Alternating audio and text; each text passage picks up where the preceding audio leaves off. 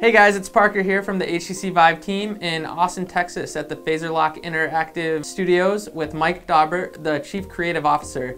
How's it going, Mike? It's going great. It's going great. Thanks for coming down to Austin. And you guys have been working on a really fun game called Final Approach. Could you tell us a little bit about what kind of game that is and what's going on with it? Absolutely. Final Approach gives you full control of airplanes and aircrafts and other type of aerial ships all around a airport that resides on an island in front of you, but then we take full scale full use of the room scale that the Vive offers and gives you just really fun different scale modes where you got like a God mode, and then you also have a toy mode where you can, in God mode you're reaching up and you're grabbing airplanes and you're pathing them down to the runways, but then in the God mode you actually get to scale down to the size of the runways themselves, and you've got different activities that happen down there, from like putting out fires and different type of missions that actually have more hands-on experiences.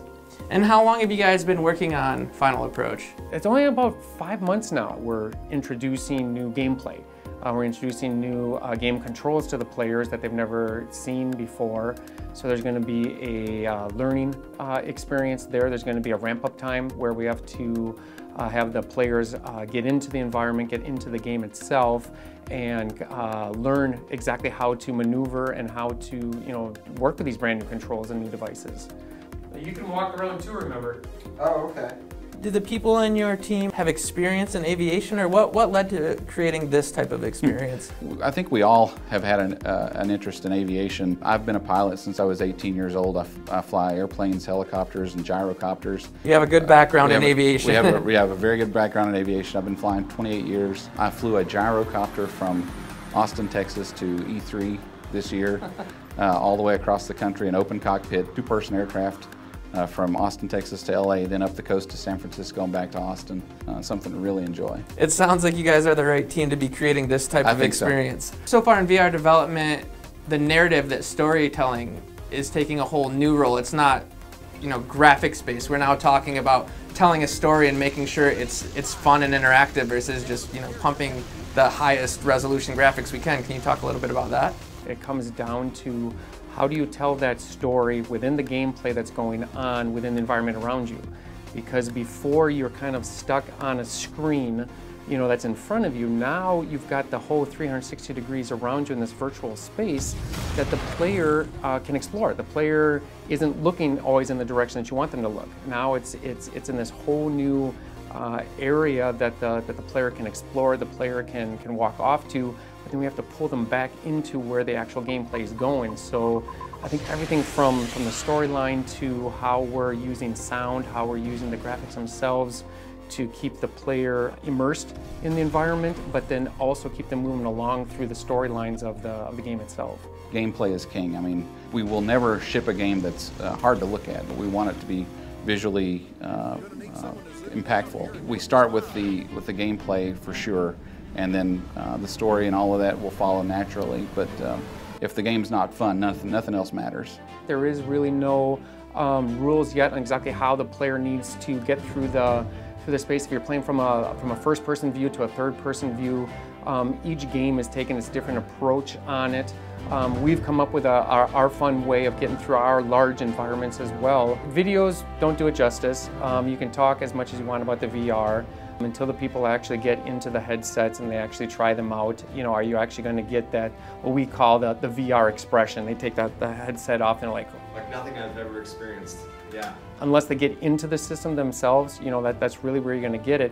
But some of those challenges that we're getting as well is when you're putting that systems on, the immersiveness is so strong, and I'm sure other studios have seen this as well, is one of our first problems is we've got these islands in front of you and nobody wants to walk through the island. Nobody wants to step on the buildings. Everyone kind of like sneaks around the different sides and they're reaching up to the airplanes and trying to get the airplanes.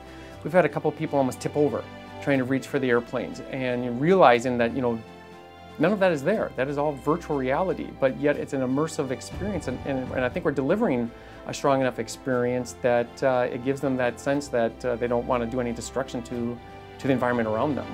Do you find, you know, with your rich history of game development, have you found things that carry over from 20 years ago, or do you think it's completely, you know, new and uncharted territory where no rules are written?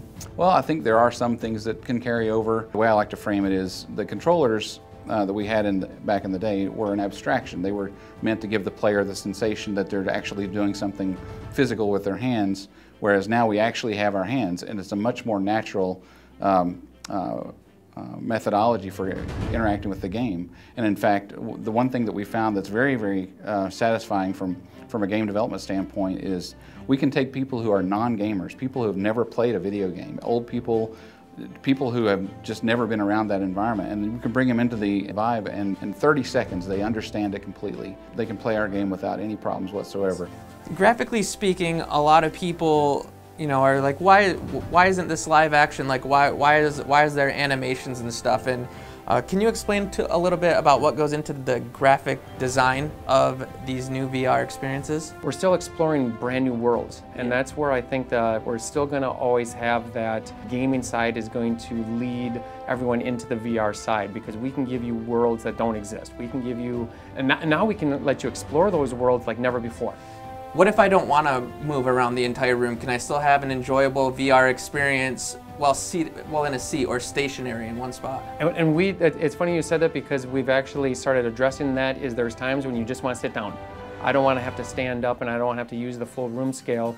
And we're actually designing around that if a player wants to be seated in this chair, push the chair back a little bit away from the computer, you should be able to operate, you know, our environments and complete the missions while seated in a chair. If you want to get up out of the chair and move around, then same thing. So we're not going to limit you to standing or sitting to actually play the game in the right way. Can you tell us a little bit about the team here at Phaser Lock Interactive and kind of what sets you apart from other teams? Absolutely. We're actually pretty excited about the team that we've built here, because, like I said, we've only been around for 5 months. And when we started the studio, we said if we're going to take this, we're going to streamline the studio, really make sure that we're on the senior level of every person that's coming in here. And we're very lucky, because when we started up, we felt like we found like a really cool toy. And it didn't take long for us just to ask all of our friends, say, hey, you want to come play with us? We got this really cool toy that's coming along. And you know, the first time they come in, they're kind of like, VR, is VR really here? All we had to do is come in one time, take a look at it, and they were hooked.